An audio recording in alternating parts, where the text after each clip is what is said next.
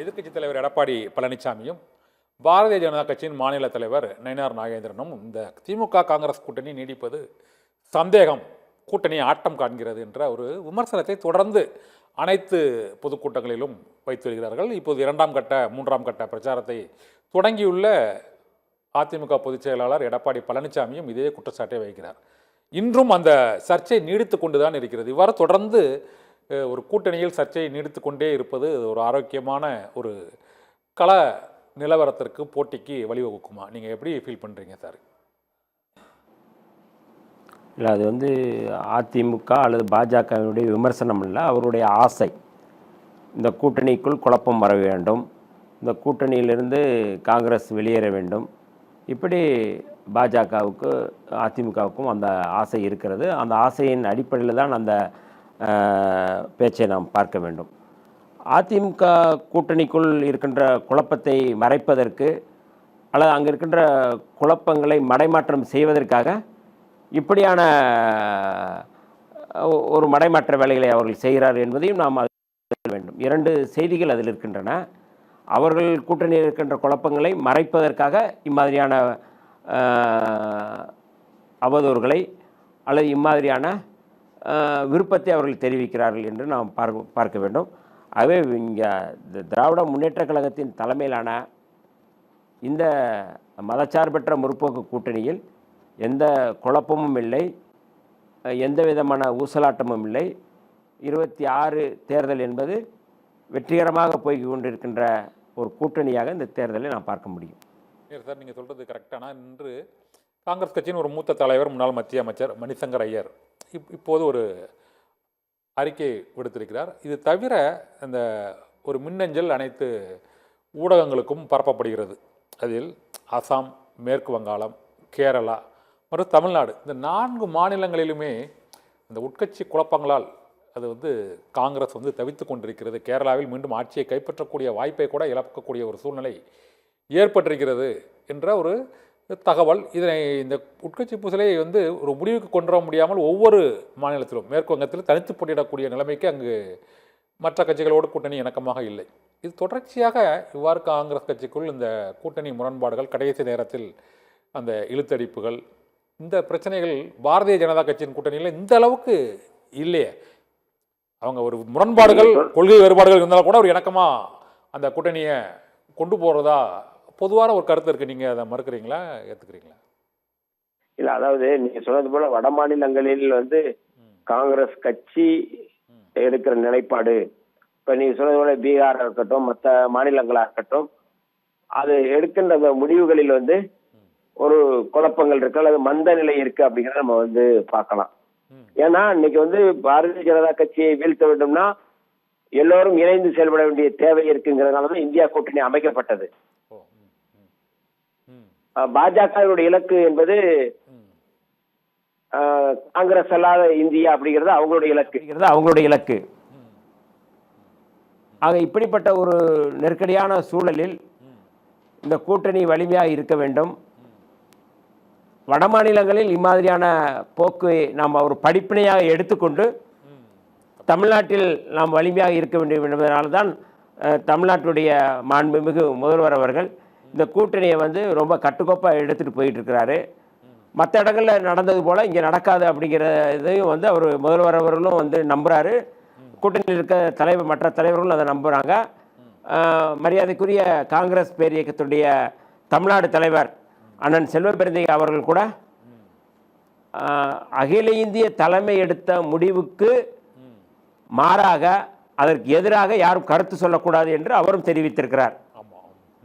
ஆகவே ஒரு காங்கிரஸ் கட்சியினுடைய தலைமை என்ன முடிவெடுத்திருக்கிறது, அறிவுறுத்தி இருக்கிறதோ அதுதான் நம்ம பேசணும். காங்கிரஸ் கட்சிக்குள்ள 1-2 பேர் பேசுறது அதுதான் காங்கிரஸ் கட்சியின் நிலைப்பாடா, அல்லது காங்கிரஸ் கட்சியினுடைய தலைவர் எடுக்கிற நிலைப்பாடு அந்த கட்சியோட நிலைப்பாடா அப்படிங்கிறத நம்ம விவாதிக்கணும். அதனால தமிழ்நாடு காங்கிரஸ் சொல்லுங்க. இல்லை, தமிழ்நாடு காங்கிரஸ் கமிட்டி தான் எடுக்கக்கூடிய நிலைப்பாடுகள் தான் அது அஃபிஷியலாக அது பேசப்படும். ஆனால் அந்த ஒரு இந்த எதிர்க்கட்சிகள் விமர்சனத்திற்கு ஆளாகக்கூடிய அளவுக்கு அந்த தொடர்ந்து அந்த ட்விட்டர் பதிவுகள் தொடர்ந்து இந்த கருத்துக்கள் இடம்பெற்று வருவதால் தான் இந்த சர்ச்சை எழும்புது.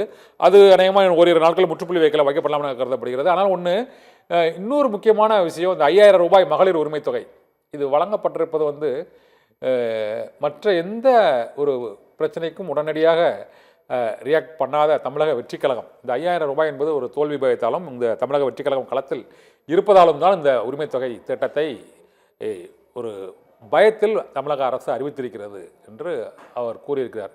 நீங்கள் எப்படி பார்க்குறீங்க சார், இந்த 5000 ரூபாய் மகளிர் உரிமை தொகை என்பது இந்த தேர்தல் களத்தில் ஒரு பெரிய ஒரு ஈர்ப்பை மாற்றத்தை ஏற்படுத்தும்னு நினைக்கிறீங்களா? முதல்ல பாஜகவை தான் தன்னுடைய கொள்கை எதிரின்னு சொல்கிறாரு விஜய் அவர்கள். தன்னை, அதாவது பாஜகவினுடைய மாநில தலைவர் மரியாதைக்குரிய நயினார் நாகேந்திரன் அவர்கள் விஜய் அவர்களோடு இணைத்து நடிகை திரிசாவை அவர்களை வந்து கொச்சைப்படுத்தி இருக்கிறாரு. எல்லா தலைவரும் கண்டனம் தெரிவிக்கிறாங்க. தன்னை, அதாவது அதில் ரொம்ப நுட்பமானது என்னன்னா, தன்னை அவமானப்படுத்துறதுக்காக ஒரு பெண்ணை அவமானப்படுத்துகிறார் நயினார் நாகேந்திரன். அப்போ தன்னோடு நடித்த நடிகையை அவமானப்படுத்திருக்காங்க சினிமா உலகத்தில். ஆனால் ஒரு வார்த்தை கூட அவர் வந்து கண்டனம் தெரிவிக்கலை. மற்ற எங்கள் தலைவர் கண்டனம் தெரிவிச்சிருக்கிறாரு, நயினார் நாகேந்திரன் கூட வருத்தம் தெரிவிச்சிட்டாரு. ஆனால் பாஜக தலைவரை கண்டிப்பதற்கு துணிச்சல் இல்லாத ஒரு தலைவர் தான் விஜய். இவர் வந்து மற்றவங்களை பற்றி பேசுறதுக்கு என்ன தகுதி இருக்குது?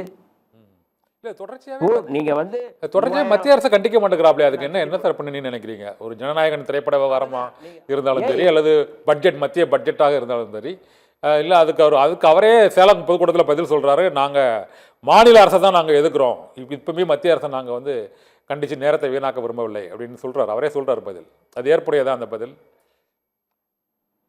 இல்லை, இது வந்து எப்படின்னா தப்பித்துக் கொள்வதற்காக, எஸ்கேப் ஆகுவதற்காக அவர் வந்து சொல்கின்ற பதிலாக தான் இருக்கும். நம்ம வந்து பண்ணுறோம்.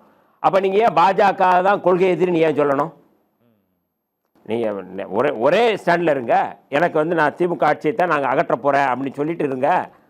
ஆனால் வந்து பாஜக தான் என்னுடைய கொள்கை எதிரி அப்படின்னு எதற்காக சொல்ல வேண்டும்? அதான் என்னுடைய கேள்வி. இங்கே தமிழ்நாட்டில் தான் வந்து நீங்கள் வந்து ஆட்சியை பிடிக்க போகிறீங்க அப்படின்னா பாஜகவை எதற்காக நீங்கள் கொள்கை எதிரின்னு சொல்கிறீங்க? இந்த கேள்விக்கு அவர்கள் யாராவது பதில் சொல்வார்களா?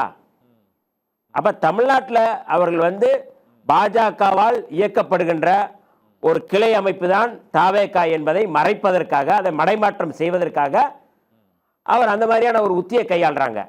இப்போ இதுவரை கொள்கை எதிரின்னு சொல்லிக்கிட்டு இருக்கிற பாஜகவினுடைய எந்த கொள்கையை எதிர்த்து அவர் போராட்டம் நடத்தியிருக்காரு? கொள்கையை கூட விடுங்க, தனிப்பட்ட முறையில் தன்னை அவமானப்படுத்தினாங்க நடிகையை வச்சு, அதுக்கும் நீ கண்டிக்கலை. பல கோடி ரூபாய் தன்னை நம்பி முதலீடு போட்டிருக்கிறாங்க. ஜனநாயகன் படம், திரைப்படம், பல கோடி ரூபாய். அந்த படம் வந்து முடக்கம் ஆயிருக்கு. அதுக்கு காரணம் வந்து தணிக்கைத்துறை தான். தணிக்கைத்துறை மேல்முறையீடு செய்து, தணிக்கைத்துறைங்கிறது இன்னைக்கு வந்து பாஜகவினுடைய கட்டுப்பாட்டில் இருக்கு. எத்தனையோ ஜனநாயக அமைப்புகளில் வந்து நீங்க வந்து பாஜக தன்னுடைய கட்டுப்பாட்டில் வச்சிருக்கு. அதுல ஒரு அமைப்பு தான் வந்து தணிக்கைத்துறையும். அந்த தணிக்கைத்துறைக்கு பின்னாடி பாஜக இருக்கு. அல்லது தணிக்கைத்துறையை கூட கண்டிப்பதற்கு அவருக்கு துணிச்சல் இல்லை. அப்ப பாஜகவை பத்தி அவர் பேச மாட்டாரு.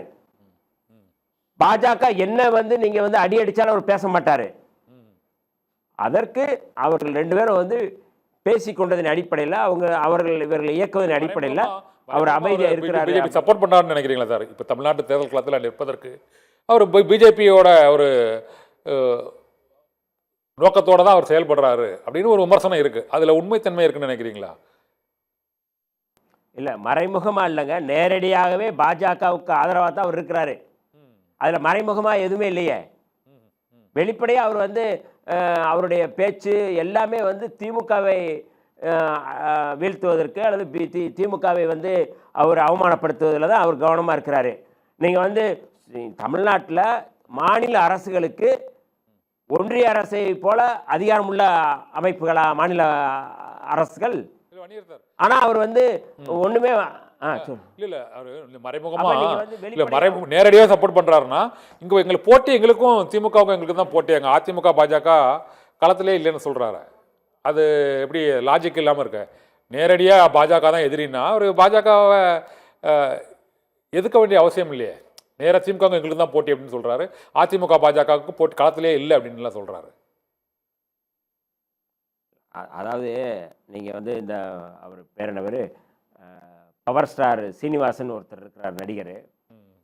அவர்கிட்ட ஒரு கேள்வி கேட்குறாங்க, உங்களுக்கு யார் போட்டின்னு கேட்குறாரு. அவர் வந்து சூப்பர் ஸ்டார் ரஜினிகாந்த் எனக்கு போட்டின்னு சொல்லி சொன்னார். பவர் ஸ்டாருக்கு போட்டி சூப்பர் ஸ்டார்னாரு. அதுபோல தான் வந்து விஜய் வந்து தனக்கு போட்டி வந்து திமுகன்னு சொல்கிறது வந்து ஒரு நகைச்சுவையானது. அவர் படங்களில் வந்த நிறையா நகைச்சுவை காட்சிகளில் இதுவும் ஒன்று. அப்படித்தான் நம்ம வந்து பார்க்க முடியும். 30% ஒரு 50 ஆண்டு ஒரு 30% ஓட்டுகளுக்கு இருக்குங்கிறாரு மீட்டிங்லேயே சொல்கிறாரு விஜய். அதாங்க, அதாவது நிரூபிக்கப்படாத ஒரு செய்தியை அவங்க சொல்லிகிட்டே இருக்கிறாங்க. நிரூபிக்கப்பட்ட ஒரு கட்சி இன்றைக்கி வந்து திராவிட இயக்க 100 ஆண்டுகள் தொடங்கி இன்றைக்கி வந்து தமிழ்நாட்டில் வந்து 50 ஆண்டுகளுக்கு மேலே வந்து தமிழ்நாட்டுடைய மண்ணையும் மக்களையும் அவருடைய உரிமைகளையும் தமிழருடைய அடையாளத்தையும் பாதுகாத்து கொண்டிருக்கின்ற கட்சி திராவிட முன்னேற்ற கழகம். நீங்கள் வந்து தாவேக்காங்கிறது இப்போ தான் பால்வாடியிலேருந்து இப்போ தான் பால்வாடிக்குள்ளே இருக்கிற ஒரு கட்சி, பால்வாடிக்குள்ளே இன்னும் நுழைய முடியாத கட்சி. அப்போ அப்படிப்பட்ட ஒரு கட்சி இன்றைக்கி வந்து பவள விழா கொண்டாடி கொண்டிருக்கிற ஒரு கட்சியை வந்து போட்டின்னு சொல்லி சொல்வது என்பது இதைவிட ஒரு நகைச்சுவை எதுவுமே இருக்க முடியாது. அப்படிப்பட்ட ஒரு நகைச்சுவையாளர் தான் விஜய் அவர்கள். தேர்தலில் என்ன வேணாலும் பேசலாம், எனக்கும் ட்ரம்ப்புக்கு தான் போட்டின்னு கூட சொல்லலாம். அவர் யார் நீங்கள் தடுக்க முடியுமா? நான் தடுக்க முடியுமா? சொல்லுங்களேன். எனக்கும் வந்து ஒபாமாவுக்கு தான் போட்டின்னு சொன்னால் நீங்கள் ஏதாவது நீங்கள் பேச முடியுமா? எதுவும் பேச முடியாது. அப்போ எது வேணாலும் பேசலாம், பேசுகிறதுல ஒன்றும் குறைச்சல் இல்லை, அதை யாரும் தடுக்க போகிறதும் இல்லை. ஆனால் கல யதார்த்தம் அப்படிங்கிறது, நீங்கள் வந்து ஜனநாயகன் அப்படிங்கிற ஒரு படத்தை நீங்கள் கொண்டு எடுத்துட்டு அந்த படத்தையே வெளியிட முடியாமல் வெளிவர வந்து எந்த விதமான முயற்சி எடுக்காமல் அதை வந்து தடையை உடைப்பதற்கு எந்த வித முயற்சியும் எடுக்காமல் நீங்கள் வந்து முக்கி முனைகிட்டு இருக்கும்போது நீங்கள் வந்து ஆட்சியை பிடிக்க போகிறோம் நாங்கள் தான் போட்டின்னு சொல்கிறது ரொம்ப ரொம்ப ரொம்ப அதை வந்து பின்னுக்கு தள்ளக்கூடிய ஒரு செய்தியை தான் நான் வந்து பார்க்குறேன். இன்றைக்கி வந்து கலநாயகன் அப்படின்னா திராவிட முன்னேற்ற கழகத்தின் தலைமையிலான இந்த அணி தான் கலநாயகன். நீங்கள் வந்து ஜனநாயகன் அப்படின்னு நீங்கள் சொல்கிறீங்க. ஜனநாயகன் போகிற இடங்களெல்லாம் பிணநாயகனம் மாற்றிக்கிட்டு இருக்கிறார். எல்லா இடங்களையுமே வந்து எந்த பிணங்கள் தான் விழுகுது. அப்போ இந்த மக்கள் நீங்கள் உன்னை நம்பி வந்த மக்களையே நீங்கள் வந்து காப்பாற்ற முடியல. உங்களை பார்க்க வந்த மக்களையே நீங்கள் காப்பாற்ற முடியல. உங்களை நேசிக்கின்ற மக்கள் இறந்துடுறாங்க, அந்த மக்களை கூட போய் நீங்கள் பார்க்க மாட்டீங்க. இது எப்படி இதை போட்டின்னு சொல்லுவீங்க? எப்படி வந்து நீங்கள் வந்து இந்த ஓட்டு கேட்க போவீங்க? இதெல்லாம் வந்து எள்ளி நகையாடக்கூடிய ஒரு செய்தி இல்லையா? எவ்வளோ தூரமாக இருக்கிறாங்க. அந்த மீட்டிங்கில் இந்த பெண்கள், மகளிர் மற்றும் இளைஞர்கள் கூட்டம் வந்து பெருமளவில் இருப்பது அண்மையில் எடுத்த பல்வேறு கருத்து கணிப்புகள்லையும் அவர் ஒரு 10% 15% தாண்டி தான் அவர் வாக்குகளை வாங்குவார் அப்படின்னு சொல்கிறாங்க. இந்த வாக்குகள் வந்து அனைத்து கட்சிகளிலும் இருந்துமே அது பிரிகிறது என்று கூறுகிறார்கள். அது விசிகாவிலிருந்து பிரிகிறது, திமுகவிலிருந்து பிரிகிறது, அதிமுகவிலிருந்து பிரிகிறது. எல்லா கட்சியிலும் இந்த இளைஞர் மகளிர் ஓட்டுகள் பெருவாரியாக பிரிவதற்கான வாய்ப்பு இந்த முறை இருக்குங்கிற அந்த கல நிலவர உண்மை யதார்த்தம் வந்து அது உண்மையா பொய்யா நினைக்கிறீங்களா? அதாவது ஒரு திரைப்படம் வருதுன்னு வச்சுக்கோங்களேன், ஜப்பான்லேருந்து ரசிகர்கள் ஆதரவு, இலங்கையிலேருந்து ரசிகர்கள் ஆதரவு, லண்டன்லேருந்து ரசிகர்கள் ஆதரவு அப்படிங்கிறது வந்து ரசிக மனப்பான்மையிலேருந்து அதை சொல்லலாம். படம் வந்து ரசிக்கிறாங்க அப்படின்னா அதை சொல்லலாம். அதில் வந்து நீங்கள் வந்து என்ன சொன்னாலும் அதில் வந்து ஒன்றும் பிரச்சனை இருக்காது. ஆனால் இத்தனை சதவீதம் தான் சொல்லி நீங்கள் எந்த தேர்தலையுமே நிற்காமல், எந்த தேர்தலையும் நீங்கள் பங்கெடுக்காமல் நீங்களாக ஒரு வாக்கு சதவீதம் இருக்குது அப்படின்னு சொல்கிறது, எங்களுக்கு இருக்குது அப்படிங்கிறது கட்டமைக்க முயற்சி செய்கிறது. இதன் மூலமாக கூட்டணியில் ஆட்களை சேர்க்க முயற்சி செய்வது அப்படிங்கிறது தான் அவங்களுடைய உத்திய ஒழிய, அந்த சதவீதம் அப்படிங்கிறது பச்சை பொய், அப்பட்டமான பொய். அது வந்து ஏற்கனவே வந்து நீங்கள் வந்து ஒரு ஹீரோயிசம் இருக்குது, அந்த கவர்ச்சி இருக்குது, சினிமா கவர்ச்சி இருக்குது. இந்த கவர்ச்சியின் மூலமாக இந்த யாராவது சேருவாங்களா அப்படின்னு வந்து விக்கிரவாண்டியில் நடந்த முதல் மாநாட்டில் கூட அவர் அறிவித்தார், ஆட்சியிலும் பங்கு அதிகாரத்திலும் பங்கு தரோம், யாராவது வாங்கன்னு சொல்லி சொன்னார். யாருமே வரல. கடை விரித்தார் வந்து நீங்கள் வந்து வாங்கிக் கொள்வதற்கு யாரும் இல்லை. இன்னைக்கு தேமுதிகவும் காங்கிரஸும் இந்த அளவுக்கு அந்த பேர வலிமையை எழுப்பதற்கு காரணம் தாவேக்காங்கிற அந்த ஆப்ஷன் தானே, அது மறுக்க முடியாது. தாவேக்கா இல்லைன்னா தேமுதிக ஏதாவது ஒரு கூட்டணியில் போயிருக்கும், காங்கிரஸ் இந்த அளவுக்கு விமர்சனத்திலே ஈடுபட்டிருப்பாங்களா அப்படிங்கிற கேள்வி இருக்குது. அது ஒரு ஆப்ஷன் இருக்குது, தாவேக்காங்கிற ஒரு ஆப்ஷனை உருவாக்கிட்டார்ல, அதை நம்ம மறுக்க முடியாதுல்ல. அந்த ஆப்ஷனை உருவாக்கியது பாஜக. ஒரு ஆப்ஷன் இருக்குது அப்படின்னு சொல்லி இந்த குழப்பங்களை உருவாக்குவது பாஜக. இப்போ நீங்கள் கேட்ட கேள்வியிலே அதில் பதில் இருக்குது. ஒரு ஆப்ஷன் தேவை. இது வந்து ஒரு மதச்சார்பற்ற நீங்கள் வந்து பாஜக இருக்கிற அணியில் போக மாட்டோம்னு சொன்னதுக்கப்புறம் பாஜக இல்லாத ஒரு கட்சி இருக்குது, நீங்கள் அதுக்கு போங்கன்னு சொல்லி அதை அனுப்புகின்ற வேலை, மடைமாற்றம் செய்கின்ற வேலை செய்கிறது. அதற்கான ஒரு டூல் தான் விஜய், அதற்கான ஒரு டூல் தான் சீமான். இதே நாம் தமிழர் இருக்கு சார், நாம் தமிழர் ஒரு ஆப்ஷன் இருக்கு அவங்களுக்கு வந்து, அதுவும் பாஜகவோட குரல்னு சொல்றீங்களா? அதான் சொன்னேன், அந்த ரெண்டு அதான் டூல். அந்த டூல் இன்னொரு டூல் தான் அது. அவங்க வந்து தனிச்சு தான் நிற்பாங்க. நீங்க எவ்வளவு பேசினாலும் அதாவது திராவிட எதிர்ப்பை, திமுகவுக்கான அதிருப்தியை அல்லது அதிமுகவினுடைய அதிருப்தியை விரும்புகின்ற ஒரு கூட்டம் இருக்குது. அந்த கூட்டம் வந்து சீமானுக்கு. அப்போ அங்கேருந்து ஒரு வாக்கு சதவீதத்தை பிரிக்கணும். இன்னைக்கு மைனாரிட்டிஸ் ஓட்டா பாஜக இருக்குது, மைனாரிட்டிஸ் ஓட்டு போட மாட்டாங்க. அந்த மைனாரிட்டிஸ் ஓட்டை வந்து நீங்கள் திமுகவுக்கு போக விடாமல் தடுக்கணும். அப்படின்னா அங்கே போகட்டும். வாக்குகளை பீகாரில் எப்படி பிரித்தார்களோ, எப்படி பிரிப்பதற்கான சூழ்ச்சி செய்தார்களோ, அதே போல ஒரு உத்தியை தமிழ்நாட்டில் செய்ய முயற்சி செய்கிறார்கள். ஆனால் தமிழ்நாட்டில் அது நடக்காது. ஏனென்றால் விஜய் எப்படிப்பட்டவர் என்று எல்லோருக்கும் தெரிந்துவிட்டது, சீமான் எப்படிப்பட்டவர் என்பதும் எல்லோருக்கும் தெரிந்துவிட்டது. ஆகவே இந்த 2026 திராவிட முன்னேற்ற கழகத்தின் தலைமையிலான அந்த அணியில் எந்த குழப்பமும் இல்லை, எந்த கூச்சலும். கூடுதல் சீட்டு வந்து எல்லாருமே கேட்குறீங்க, கூடுதல் சீட்டு எக்ஸ்ட்ரா கட்சி மக்கள் நீதி மையம் உள்ளிட்ட பல கட்சிகள் புதிதாக இணைந்துள்ள நிலையில் ஏற்கனவே உள்ள கட்சிகளுக்கு கூடுதல் சீட் என்பது கடந்த முறை அந்த தொகுதி பங்கீடு நடைபெற்றதை விட இந்த முறை அனைத்து கட்சிகளுமே கூடுதல் எண்ணிக்கை கேட்பதால் இந்த கூட்டணி கலகலக்கிறது, கூட்டணியில் வந்து கூட்டணி ஆட்டம் காண்கிறது என்ற விமர்சனம் தொடர்ந்து கொண்டே இருக்கிறது. ஆனால் அந்த தொகுதி பங்கீடு பேச்சுவார்த்தை குழு அமைக்கப்பட்டு அதன் பின்னர் அது ஒரு சுமூகமான முடிவு அனைத்து கட்சிகளும் வந்து விடும் என்று நினைக்கிறேன். இடதுசாரிகள் கூடுதல் தொகுதி, விசிகா கட்சி அங்கீகாரம் பெறுவதற்கு கூடுதல் தொகுதி கேட்குறாங்க, மதிமுக கூடுதல் தொகுதி கேட்குறாங்க, எல்லா கட்சிகளுமே கூடுதல் தொகுதி, மக்கள் நீதி மையம் அவங்க கூடுதல் தொகுதி கேட்குறாங்க. எல்லாருமே கூடுதல் தொகுதிங்கும் போது இந்த கூட்டணியில் வந்து அந்த குழப்பம் விலகுவதற்கான வாய்ப்பு இருக்கிறது என்று பொதுவான ஒரு கருத்து விமர்சனம் வைக்கப்படுகிறது. ஆனால் அதிமுக பாஜக கூட்டணியில் அந்த அளவுக்கு ஒரு பெரிய பிரச்சனை வந்த மாதிரி தெரியலையே சார். இல்ல, அதிமுக கூட்டணியில வந்து அங்க வந்து வலிமையான கட்சிகள் இருக்காங்க. சொல்லுங்களேன், அதிமுக ஒரு கட்சி தான், பாஜகவோ இல்ல வேற எந்த கட்சி இருக்காங்க வந்து வலிமையான கட்சின்னு சொல்லுங்க. அல்லது பாட்டாளி மக்கள் அத சொல்லுங்க. அது ரெண்டா உடைஞ்சிருக்குன்னு உங்களுக்கும் தெரியும், எல்லாருக்குமே தெரியும். இல்ல தமிழக பாஜகவில் ஒன்றும் வலிமை இல்லைன்னு நினைக்கிறீங்களா சார்? வளரலன்னு நினைக்கிறீங்களா தமிழக பாஜக? ஆமா, அவங்க வந்து அதிமுகவோடு சேர்ந்ததனால் நாங்க வந்து வலிமையா இருக்கிறோம்னு காட்ட முயற்சி செய்யறாங்க. மற்ற மாநிலங்கள் அதை செஞ்சாங்க.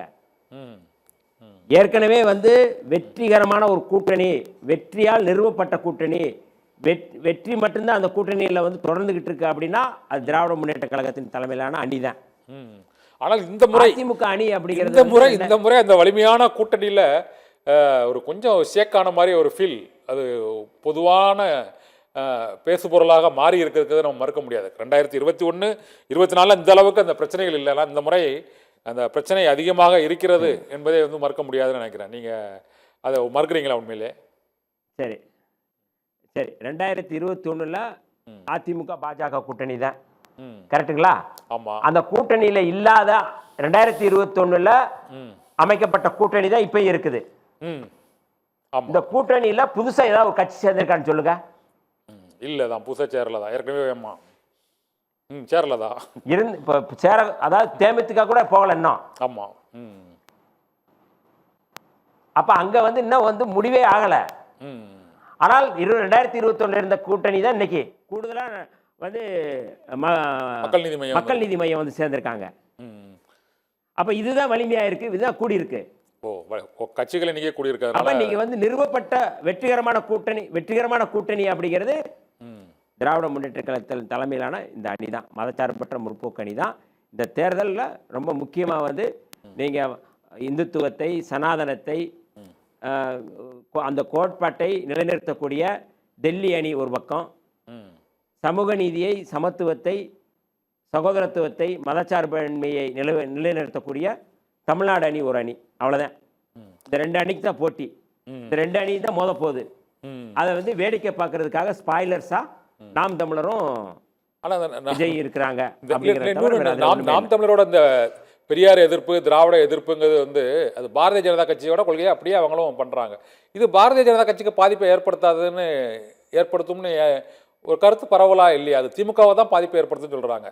ஏனென்றால் தமிழ் தேசிய அரசியலை பேசி கொண்டிருக்கிறவரும் திராவிட அரசியலுக்கு எதிராகவும் பெரியாருக்கு எதிராகவும் தொடர்ந்து நாம் தமிழர் சீமான் கடுமையான விமர்சனங்களை முன்வைத்து வருவதால் இந்த எதிர்ப்பு வாக்கள் பிஜேபிக்கு போகக்கூடிய வாக்கள் இது நாம் தமிழருக்கு போகும் அப்படிங்கிறதுல அது மாற்று கருத்து இருக்கா உங்களுக்கு? ஈரோடு இடைத்தேர்தலில் பாஜக போட்டியிடல, ஆனால் வந்து சீமான் தான் போட்டிட்டாரு. பாஜகவோட ஓட்டுகள் போனால் சீமானுக்கு தான் போணுச்சு. ம் ம் ம் இன்னைக்கு வந்து இந்த தேர்தலில் வந்து அவங்க வந்து பாஜகவும் போட்டியிடுது, சீமானும் போட்டியிடுறாரு. ம் அதனால ரெண்டும் வந்து ஒன்னோட ஒன்றா இருந்தாங்க. அது ஈரோடு தேர்தலில் ரெண்டு பேரும் ஒன்றா தான் சுற்றிட்டு தெரிஞ்சாங்க. ம் சீமானுக்கு அவர்கள் பாஜகவை சேர்ந்தவர்கள் வாக்கு சேகரித்தார்கள். அவங்க வந்து பூத்து கமிட்டியிலே வந்து பாஜகவை சேர்ந்த நண்பர்கள் தான் இருந்தாங்க. ம் ம் ம் ஆனால் இப்போ அப்படி இருக்க முடியாது. அவங்க ரெண்டு பேரும் தனித்தனியாக இருப்பாங்க. ம் ரெண்டு ஒன்று மணி இருந்தவங்க இப்போ தனித்தனியாக நின்று நிற்கிறாங்க.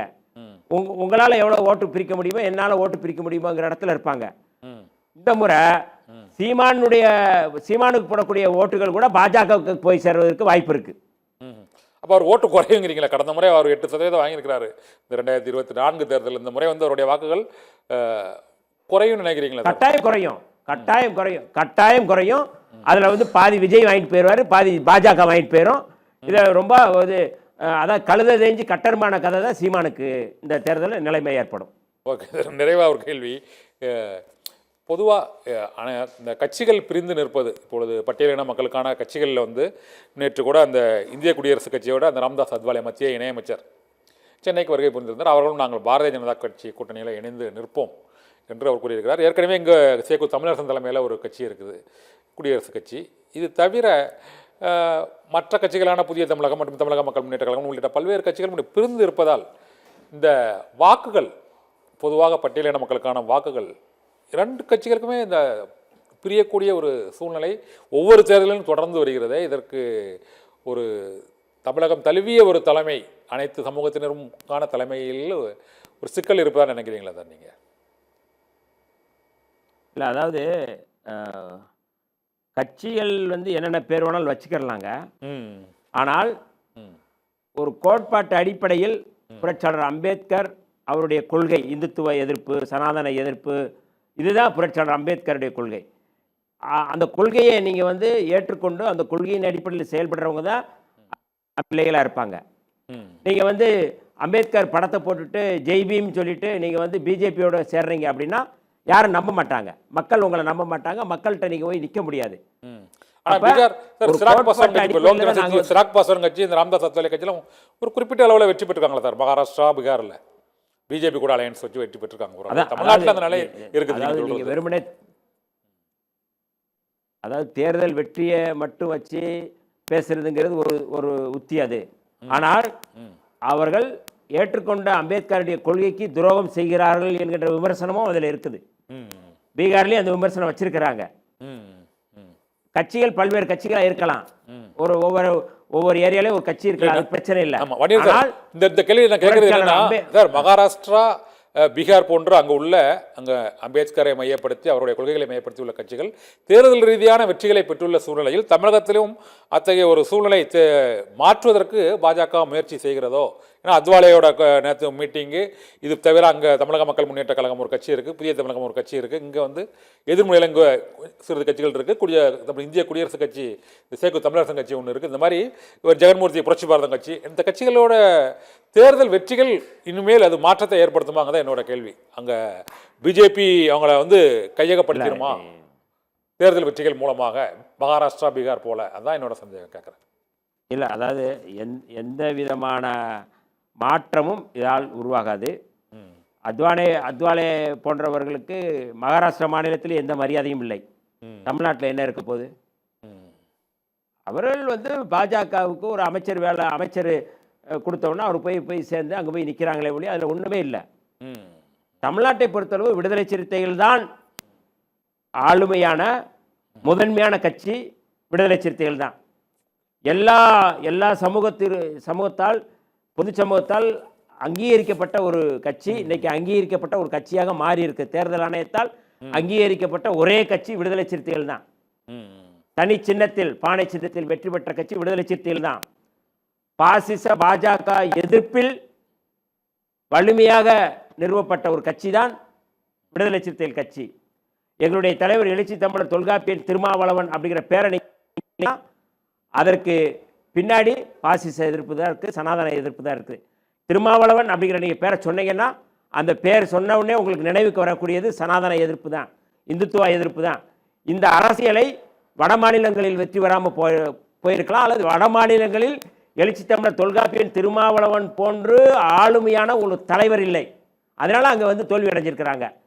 தமிழ்நாட்டில் அப்படி இல்லை. நாங்கள் வட மாநிலங்களிலும் அடுத்த தேர்தலில் வந்து எங்களுடைய தலைவர் அவர்கள் அங்கே பரப்புரை செய்வார்.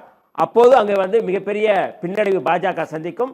தமிழ்நாட்டில் 2026 தேர்தல் பெரிய பின்னடைவை சந்திக்கும் என்பதில் எந்த மாற்று கருத்தும் இல்லை. வன்னியர் சார், மிக்க நன்றி. எங்களுடைய தேர்தல் சதுரங்க நிகழ்ச்சியில் பங்கேற்று பல்வேறு கருத்துக்களை, தமிழக அரசின் போக்குகளை விவரித்தமைக்கு மிக்க நன்றி. தேர்தல் சதுரங்கம் நிகழ்ச்சியில் மற்றொரு ஆளுமையோடு சந்திக்கலாம். நன்றி.